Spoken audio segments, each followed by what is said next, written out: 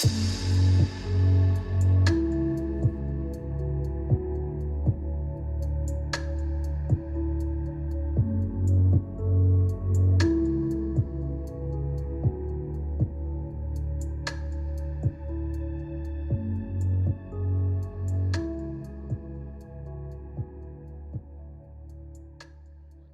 what's up guys? Autofanatic. So today is the day I'm going to be doing the full Alfa Romeo TAROX competition 2-piece rotor upgrade, and I'm also going to be doing some new TAROX pads right here. These are just Stratas. These are a high performance street pad. So just want to show you guys these rotors because they have a very unique pattern, as you can see there. So the slots are going to basically make sure that the pads never get glazed. They're also going to help with outgassing. Outgassing happens when the pads get really hot, and when you can't release the gases, that's what also creates brake fade. So just to let you guys know and to show you guys some of the quality, these are manufactured out of solid billet steel. These are not some cheap cast iron rotor that's just been milled with some slots. These are 6061 heat treated hats, all grade 8 fasteners. You can see it there, and this is proprietary to the Alfa Romeo Giulia Quadrifoglio. It's a very niche application, and I am super excited to do it today for you guys. I'm also going to show you guys all the tools. I'm going to break this video up. I'm going to show you one front wheel, one rear wheel. I'm going to show you how to disable the parking brake, how to maneuver the caliper off the spindle, go through all the steps in case anybody out there wants to do this brake upgrade on their own. This is definitely going to be a really good tutorial video for you guys. You can see the car is already safely supported on my jack point jack stands. And also, I'm going to be weighing the OEM rotors and the TAROX rotors. According to TAROX, these are 2 pounds lighter than the OEMs. The OEM is a dual cast, so it's a cast iron outer ring with an aluminum center section that's molded together in production. So what's the benefit of a lighter rotor? You're gonna have better heat transfer, you're gonna have better handling, better braking, and it's also just gonna make the car, or should make the car, feel a hell of a lot better. Any kind of performance upgrade, I'm totally all for it, and saving weight is definitely one of the most important upgrades you could do on a high performance car. So number one, first step, you wanna get your car safely supported on all 4 corners, whatever way you do it.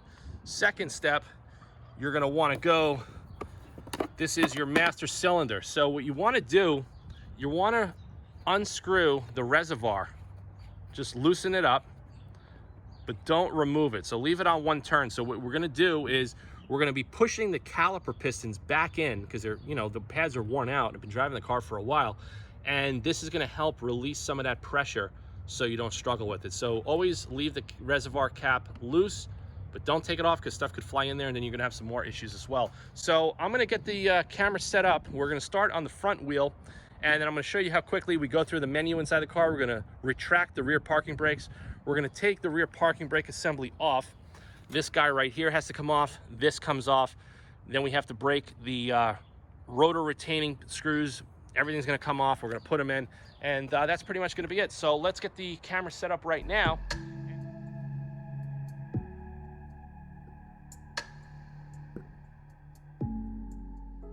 And we're gonna start by taking out the front brake pads. I'm gonna walk you through step by step here. I'm gonna need a little small 1/8 of an inch punch, and I usually just use a soft mallet like I'm showing you here. You're just gonna tap them out. Sometimes the bolt, the bridge bolt gets seized.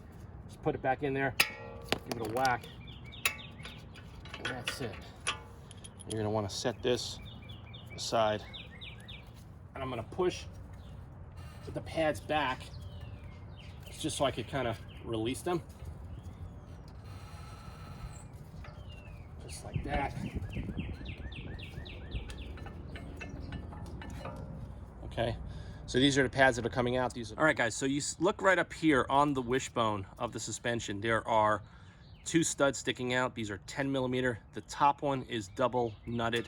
So you're gonna wanna remove this because this is attached to the brake line, and also the sensor for the suspension comes out relatively easily. The top one has a ground wire, and it's torqued very, very tightly on my car.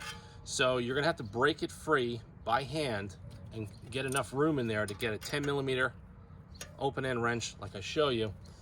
And then we're gonna go in there with the 10mm socket.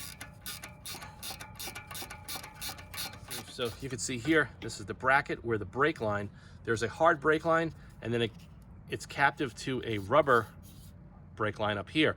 So we need enough room to get the caliper off without putting strain on that. Okay, next step, we're gonna be using a Torx T55 to unscrew the top and the lower caliper mounting bolts.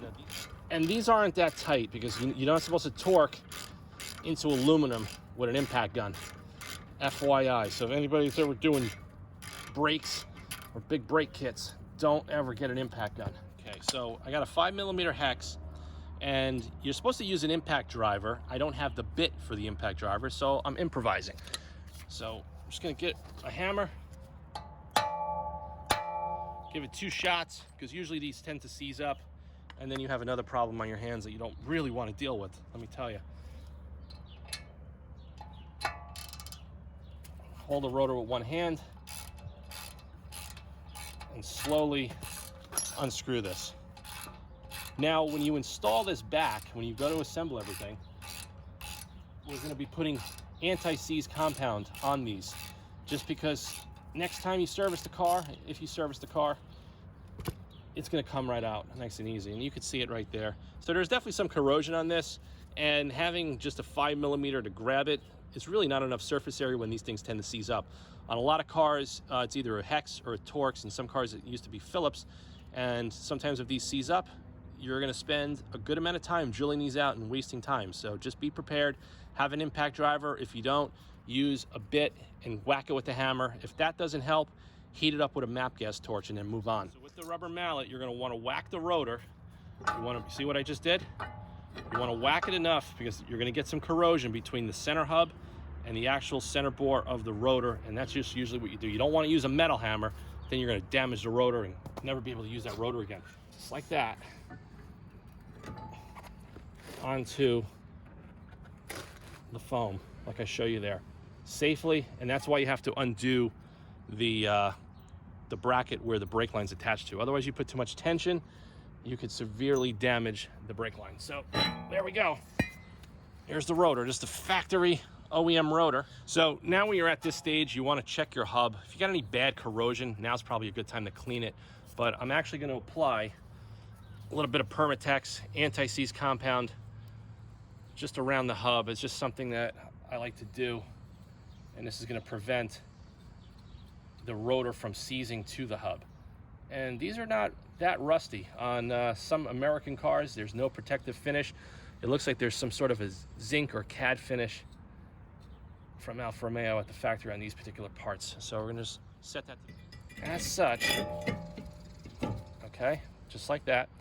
Now we're just going to leave it there. We're going to take some more anti-seize compound, just a little bit, coat the threads of the screw that's going in there, and that's going to ensure that this doesn't cause you any stress. Here.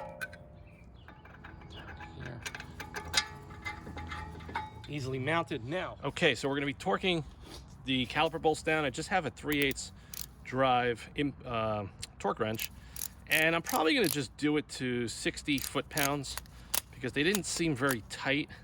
The 60 foot-pounds is usually where caliper bolts are. Usually when I do StopTech and Brembo big brake kits on Porsches and Ferraris and stuff like that, it's usually between 60 and 80.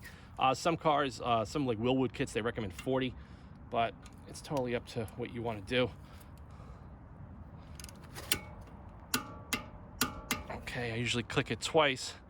Okay, so the reason I mentioned in the beginning of the video, undo the cap of the reservoir, is that I could very easily now just go in there with my hands and retract the brake caliper pistons all the way back, so I don't have to struggle to get the new pads in because they're going to be thicker. This particular kit came with new shims that are self-adhesive to the backing plate, and you just peel them back, line them up here, and drop it into position. Just put a little bit on there just because we don't want to have any kind of squeals, but I've never tried these pads before. We also have the Corsa pads, and those are a little bit noisy. All right, so we're gonna get the brake pads installed now, and being that I already pulled the pistons back, this is gonna drop in nice and easy. Get this pushed back in. This is the 13mm bridge bolt. One of the pins in on the bottom. And you take your soft mallet, make sure it bottoms out. The arrow on the spring always goes up, FYI. Get that in over there. That's pretty much it. So that's pretty much it, guys. I'm just gonna button this up and we're gonna move over to the... All right, guys, so that is the completed driver's side assembly with the new TAROX rotor. I reinstalled my spacer. I also, good time to clean up your calipers or anything in there, and also make sure everything is tight and snug and you didn't forget anything. So I'm gonna move over to the other passenger side front. I'm gonna knock that out, and then I'm gonna show you guys how to do the rears in a little while.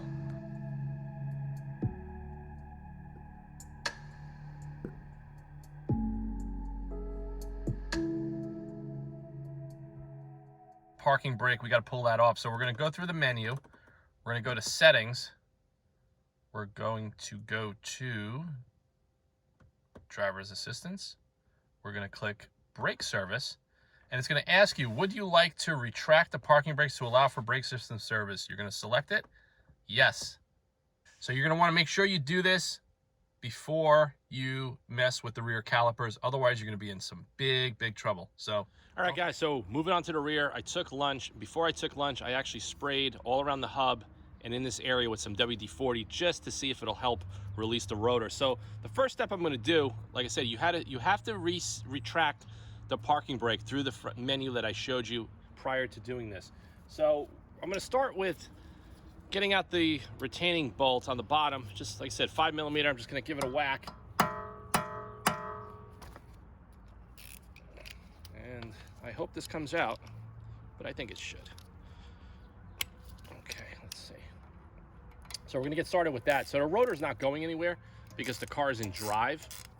So we don't really have an issue where it's going to be flopping around. So that one came out pretty easily. To do the caliper bolts, you're going to need a 10mm hex. Just going to use this on my 1/2-inch drive. And these are not on there very tight, so we're just going to break it loose. That's all we're doing. Brake pads are pretty much held into place with the pins, and the bridge is fixed. So I can't really pull it all apart right now, so I want to save that for last. Now I'm going to undo the little wire here. That's for the brake sensor, which I don't really think you need it on these cars, but it's there, so we're just going to still use it. So knock the pins out. Okay, put that to the side. And the spring, this spring mechanism that puts pressure on the pads, that stays in the caliper. That does not come out. But so we're going to pull this out. Pads are going to fly out just like this. And now's a good time to retract your caliper pistons, being that you have it on something soft and you also have the reservoir still open. Gloves, and you're just going to push on the pistons. You can see I pushed over here and it pulls that one out. So you're going to have to go back and forth in a sequence, because what we're doing is we're pushing that fluid up through the front of the reservoir. The parking brake caliper, which is separate. Now, to do that, you're going to need a T50, a Torx 50, like I show you here. I'm just going to do it on a 3/8 drive. There's 2 bolts. Can't get the camera to show you, but right under the motor mechanism, there are 2 bolts, one here and one here, and that's what's going to release this brake caliper. But you guys will get an idea. Oh, that's a long one. So you can see there, that's the bolt for the rear parking brake. All right, guys, so I was able to get the parking brake caliper off. I was getting a little nervous because I thought I needed a specialty tool to remove the front section of the caliper. So I'm gonna give you guys a closer look. Let me just get the rotor off. Just whack it, and there we go there. So that came off easily. So these are the 2 locations where the parking brake caliper bolts to. And here's the caliper assembly here. So you can see that's how it goes. So it got a little seized, probably from corrosion, so I really thought that I was gonna have to unscrew these 2 bolts here, remove the pins and remove everything, and I don't have the tool for this. So I just started hitting it with the rubber mallet up here and over here, and it went back and forth, and I dislodged the caliper, and now I'm just gonna keep it up here on the rear hub assembly. So I'm gonna grab the new TAROX rotor. that. I'm gonna put a little anti-seize on that. That's going to ensure that this is not going to get seized up when I go to service the car ever again. So there we go. So I'm just going to get the bolts in for the parking brake. I'm going to show you guys how to load the new pads and shims on the main caliper. We're going to mount it, and then we're all done. All right, guys. So the new TAROX pads come with new stainless steel shims. Drop the shim on there like that. And like I said, the only pads that are available on the aftermarket that are OEM spec, that have the sensor wires, the shims, and come with everything, are the TAROX, Strata, and the Corsa pads. Through here, sneak it through the back. Just drop the pads right in. All right, so we're loading up the rear calipers with the new pads. Once you get them in place, you're gonna wanna start putting in your pins. So you're gonna get them in from behind, just like I show you. And you're gonna have to put some pressure with your finger on the springs. Otherwise, you're not gonna be able to get them in. And you're gonna just tap it with the soft mallet. Oh, we gotta get that one in. There we go. And that's just for positioning. Then we bring the assembly over, and that's it. I'm going to connect the sensor wire just like this here. Make sure it's captive, and then it's going to slide right onto this little stainless steel bracket that's screwed onto the brake caliper right there. And that just keeps it in place from hitting the inside barrel of the wheel. So that's pretty much it. I'm just going to get cleaned up, and I'll show you guys the finished results. You can see it there. So I hope you guys enjoyed the video and got some tips and tricks on how to do a full brake service and rotor swap, including the rear parking brake assembly and all the little tricks as far as moving the caliper out of the way and doing it safely. So you're gonna have to stay tuned to the channel. I'll most likely have a video maybe in the next month or two, because I have to put about 500 miles on these to bed them in and give you some good feedback as far as what I think of the TAROX rotors. Do I notice a difference with the lighter weight, with the twisted slotted grooves, and the TAROX Strata pads? So thanks for watching. Please subscribe to the Auto Fanatic channel and stay tuned for the next video. See you guys soon.